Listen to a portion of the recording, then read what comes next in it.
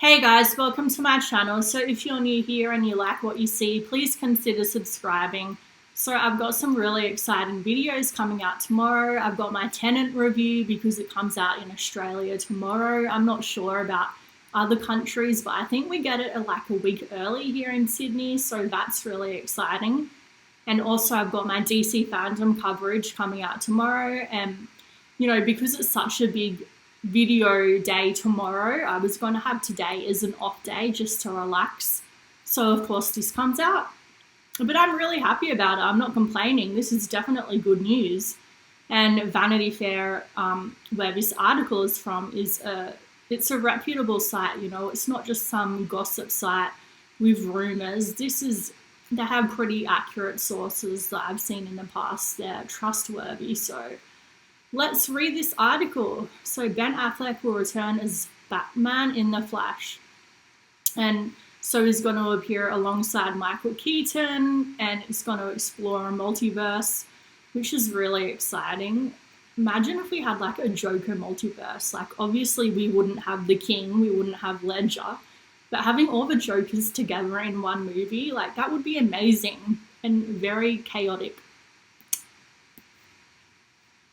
So, I don't think that's really important. The first sort of bit here just is talking about how, fans, like we always do, argue about things. Some people don't like Affleck as Batman, but honestly, I've always really liked him. So I haven't seen this article yet. I don't know what it says, so I'm going in with fresh eyes just like you guys. But yeah, I really like Affleck as Batman, to be honest. I feel like he brings just an intensity to the character that I haven't really seen in a lot of Batmans.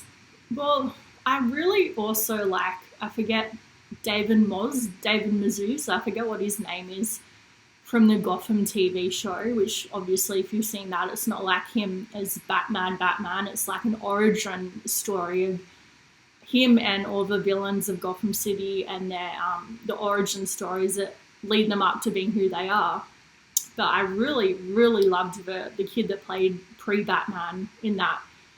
I think he did a great job. So I think actually he might be number one, but Affleck is probably number two. So this does not disrupt the Batman film starring Robert Pattinson, so we're just going to have all these Batmans. And it's funny because they made such a fuss over the Joker movies, like Leto's Joker and then Joaquin's Joker. They made such a big fuss about those two colliding and confusing people, and yet they do this. Don't you think this is going to confuse people with three Batmans? Anyway, well, more, because there's going to be more things with Batman coming out in it. I can't remember off the top of my head, but he's going to be in a few shows in that as well. So the Flash movie, which is planned for release in summer 2022, will feature fast-moving, happy hero Barry Allen. So I was actually concerned that this wouldn't even happen because I'm not going to go into the drama and the gossip. I don't like to do that, but obviously Ezra Miller got involved with a few things. I won't go into that, but yeah, it was sort of up in the air for a bit about whether or not this would even happen. But I'm glad that it is, because I really, really like Ezra Miller's portrayal of the Flash, even better than the Flash TV show. So breaking the bonds of physics to crash into various parallel dimensions where he'll encounter slightly different versions of DC's classic heroes. It's an adaptation of DC's 2011 Flashpoint comic book, so just letting you know, I haven't read the comic book.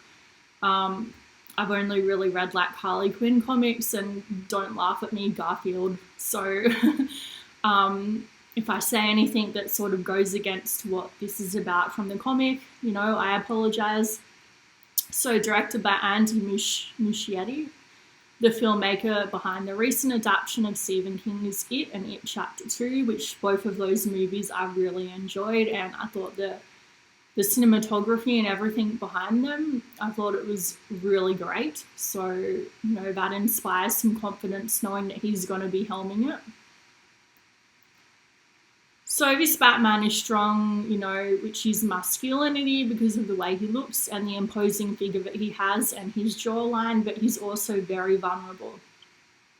He knows how to deliver from the inside out that vulnerability. He just needs a story that allows him to bring that contrast, that balance. And that's what I was touching on earlier with the intensity. You know, that's what I meant. It's like that macho masculinity. Like when Affleck is on the screen, you know, you're intimidated by him. He's an imposing figure, and there's been a lot of Batmans that just don't bring that to the role. So Affleck got the script at the end of last week and agreed this week to join the project. So I don't know why he didn't want to come on board before this, why this is going to be his last portrayal of Batman. I don't know, but I'm just happy that we're going to get to see a little bit more of him. So he's a very substantial part of the emotional impact of the movie. The interaction and relationship between Barry and Affleck's Wayne will bring an emotional level that we haven't seen before, the director added. So this is Barry's movie. You know, I think some people are forgetting in all the excitement that he's even in it. It's Barry's story, but their characters are more related than we think. They both lost their mothers to murder, and that's one of the emotional vessels of this movie. That's where the Affleck Batman kicks in. And I think that's great that we have that strong masculinity, but also able to be vulnerable. You know, I think that's a really good combination. I'm glad to be collaborating with someone who's been on both sides of the camera too. And then it goes into Michael Keaton's Batman from the 1989 Tim Burton. I love Tim Burton. He's one of my favourite directors, and I love Batman. So that movie to me was just amazing, seeing both of them together. And that Tim Burton made my very, very favourite Catwoman. Why can't I remember who played it? It's Michelle Pfeiffer. Michelle. She was hands down my favourite Catwoman. And then the one from Gotham, Cameron Bicondover. And then probably the Dark Knight Rises Catwoman. Yeah, I don't know. Why am I talking about Catwomans? This is not what the video is about. But anyway, so yeah, I really enjoyed that Tim Burton movie. I love how he made it a little bit creepy. Even something like Batman, he managed to put the whole Burton twist to it. But as for Keaton himself, I've got to admit I wasn't really a huge fan of him. And was he the one that had like the bat nipples? He had a bat suit with bat nipples, which was really creepy. Hopefully they don't incorporate that into the movie. So there's another reason the Flash needed the character affectionately known as Batfleck.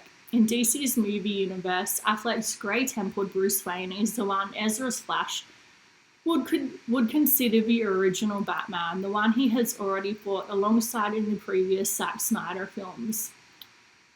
So he's saying, you know, we need to have Ben Affleck there as a starting point, as the baseline. And I think that's true, you know. I think Barry Allen, he's an emotional person. He's vulnerable, and he's not going to really open up to someone he doesn't know as well, I think. I don't know. Anyway, so yeah, I don't really know much, like I said, about the plot and everything. I don't know about the comic, the Flashpoint comic. But I'm really excited for this. I think that it's going to be amazing.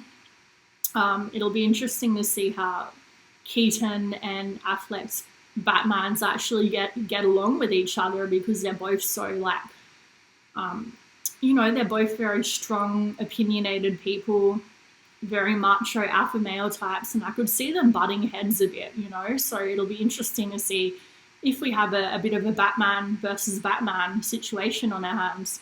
But yeah, let me know in the comments down below what you guys think of this news, and please help me out and subscribe.